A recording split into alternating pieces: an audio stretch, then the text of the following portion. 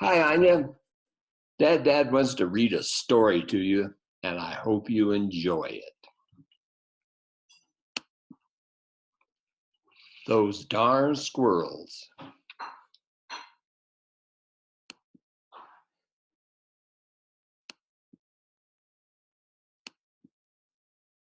On the outskirts of town, at the edge of the forest, there was a little old house. The only thing older than the little house was the man who lived in it, Old Man Fook, Fookwire.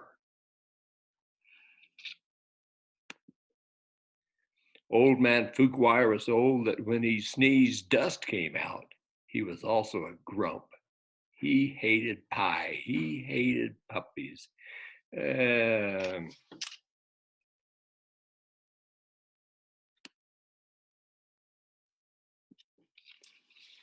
the only thing he liked was birds. All summer long, the old man painted pictures of the birds that visited his backyard. There were whirlybirds and bonga birds, baba birds, yaba birds, even a rare fugel bird came by once or twice. Fookwire's paintings weren't very good, but the birds never said anything.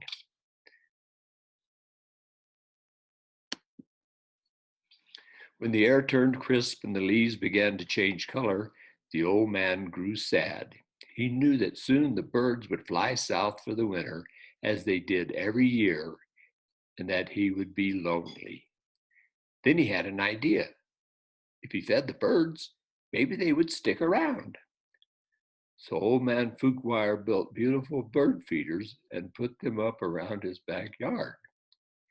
He filled the feeders with delicious seeds and berries, and soon birds came from all over the forest just to eat in the old man's yard. But the birds weren't the only ones who liked the bird feeders. The squirrels did too.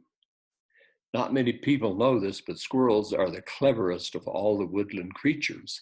In fact, they're fuzzy little geniuses. They can make a house out of a tree, a bed out of a bunch of leaves, and a box kite out of twigs, dirt, and squirrel spit. They are also excellent at math. Winter was fast approaching, and the squirrels needed to gather as much food as they could to get ready. So they decided to take some of the bird food. The birds were not happy, neither was old man Fookwire. When he delivered When he discovered what was happening, he shook his old man fist and yelled, "Those darn squirrels!" He filled up the feeders again, but this time he hung them from a clothesline. Then he went back inside, confident that the squirrels would no longer be able to get to the seeds and berries. But the squirrels were determined. They devised a plan, and this time they took all the food from the bird feeders. The birds were furious. "Harm, harm, harm," yelled a bonga bird. "Those darn squirrels," yelled old man Fookwire. "Yum," said the squirrels. Now it was old man Fookwire's turn to devise a plan. He went to the general store to get supplies. He bought lasers and clamps. He bought wires and springs. He bought all sorts of tools and built a veritable fortress around his bird feeders.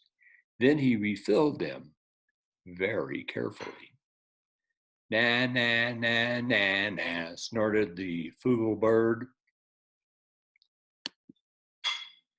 The squirrels stayed up all night working out their strategy. They drank cherry cola and ate salt and vinegar chips to help them stay awake. Finally, they had it, the perfect plan. They put on their tiny helmets and prepared to launch themselves into the air, over the fence between the lasers and onto the bird feeders. The first squirrel misfired and hit a tree. Boom. The second squirrel went too high and landed in a bucket. The third squirrel sailed clear over the house. The birds laughed and laughed. They each had one last dish mouthful of seeds and berries from the old man's feeders. Then they flew south for the winter, just as they did every year. The bots, said the Fugel bird. All the birds left. Old man Fugwire was lonely, just as he was every year. He fixed himself some cottage cheese and pepper, his favorite snack, but he was still lonely. When he looked out the window, the squirrels could tell that he wasn't happy. Go away, shouted the old man. I don't like you, squirrels. The squirrels held a meeting deep inside a large tree.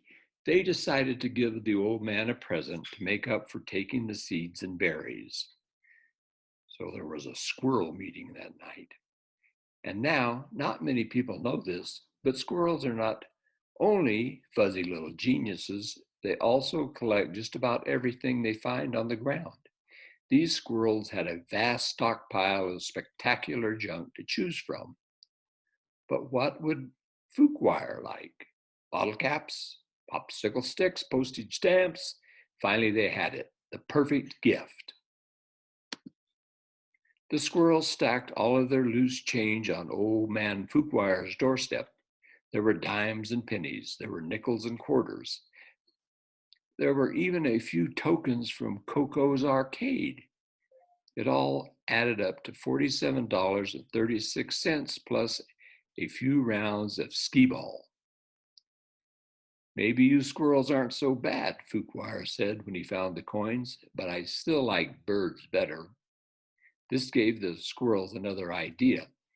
They raided their junk collection again and got to work.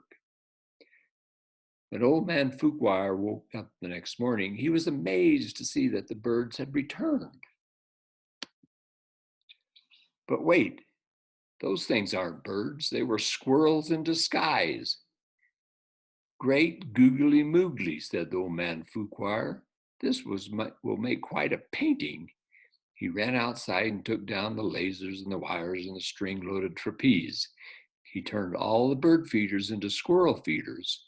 Then he painted till his brush ran out of bristles. The squirrels were so overjoyed they had a party in old man Fuquire's house. Those darn squirrels, said Fuquire, and he shook his old man fist and smiled. That's it. I hope you enjoyed it. Bye, Anya. Granddad loves you.